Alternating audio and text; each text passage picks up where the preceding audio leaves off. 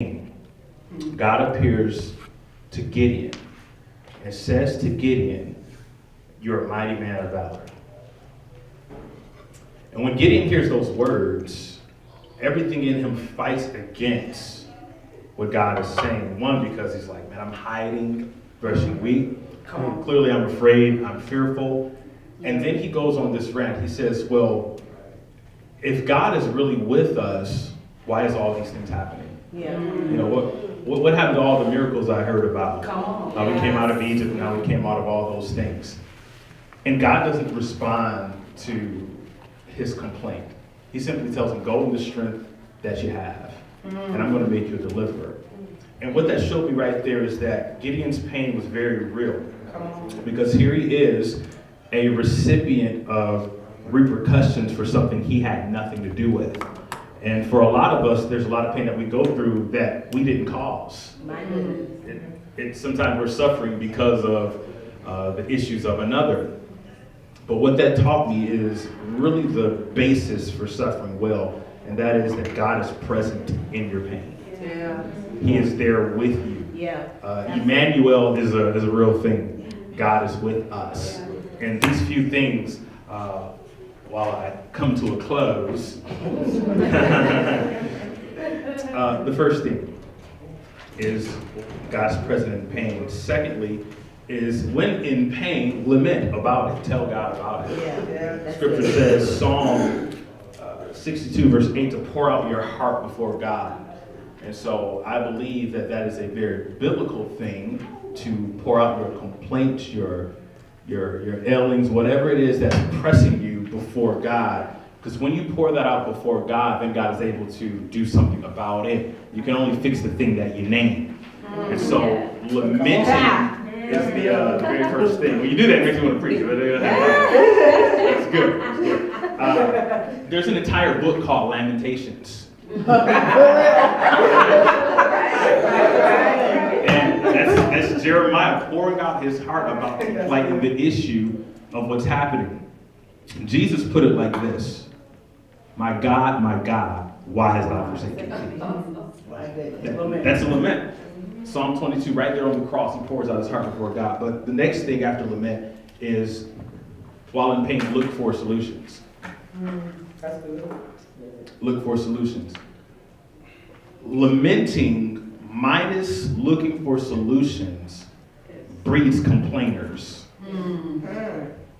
There are more people who are addicted to complaining and to the emotional impact of pity party than they are to actually fix the problem. Yes, that's good. You see, because setting the pity party, what it does, it feeds the ego. Yeah. Come on. It draws attention.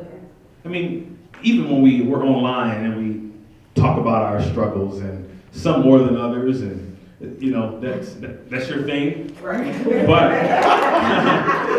But some people capitalize on pain so that they can get more attention.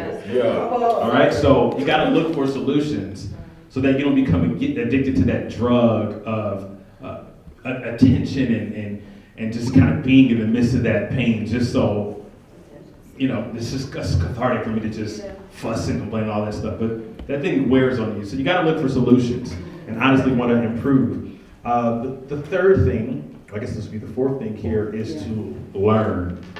What can I learn while I'm in the midst of the situation?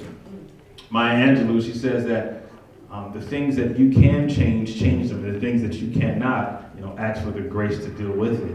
You know, so there's things that you can shift. Of course, I'm paraphrasing that, so you can fact check it. But you want to learn while you're in the midst of it. You want to ask, okay, what is God trying to teach me while I'm here? My grandfather, who I was with just before I came here, I'm going to go back to 4 years ago, he slipped in his bathroom and broke his hip. And breaking his hip, his therapy did not go successfully. So while some people around him said, oh, he's getting better, he's improving, I noticed it's not getting better. And we went from, my grandmother passed 5 years ago, and she was at a place where she needed constant care. My grandfather was like her pillar. And so we went from caring for grandma, a year break, to caring for grandpa. You see? And so, when grandmother was sick and ailing wasn't improving and dementia was setting in and all of those things, and you think, well, it'll just be better to take her, God, you know? But while they're still there, and I realized this thing is not changing, the question then became, Lord, what is it that you're trying to teach me through her? Because everybody has purpose. Everybody has calling, even if they can't move, if they can't talk or whatever. And so that taught me to really examine what I'm in and not be so in love with complaining and throwing the pity party that I miss what God is trying to teach me in the midst of it. Come on. In fact, you don't really know what you're made of until you go through something. You don't find out what your constitution is until things press against you. Come on. And what I could learn through that was, you know what? Selfish, yeah, that's kind of there. Patience could definitely come up some. Learning to forbear one another. Yeah, you learn all of these things, character building things. And even now, I see, God, there's so much more. There's so much more that I can come to that you're teaching me through this. So learn in it, and let me zip through this last one. I love what you just said, Psalm 119:71, that it was good for me that I've been afflicted, for it taught me to pay attention to your decrees. Psalm 119, verse 71. So you can learn something in the midst of it. The last piece is to live. Come on. Is to live. That's good. Don't let pain be so debilitating to the point where you stop living. And you say, I might as well not do nothing, I might as well just kind of sit, I might as well just give up. You can live with pain. You can live with a limp. Come on. Your purpose is not negated because of what's pressing against you. You can live with whatever it is that has caused you to bend, whatever it is that has left scars. Come on. And we need not negate our vision, negate our purpose because of anything that has marred us from the past. Because someone is looking for you to press through the pain. Yeah. Somebody's looking for you to stand up in the midst of it. Somebody's looking at you that you don't know are looking at you, hoping that you make it so that they can have a reason to move forward. Wow. So whatever pain you're in, those things again. 1, God's present in your pain. 2, lament the pain. 3, look for solutions. 4, learn. And 5, live. Don't let your dreams die because of pain. But let people know that I can live in spite of it. Thank you. Amen.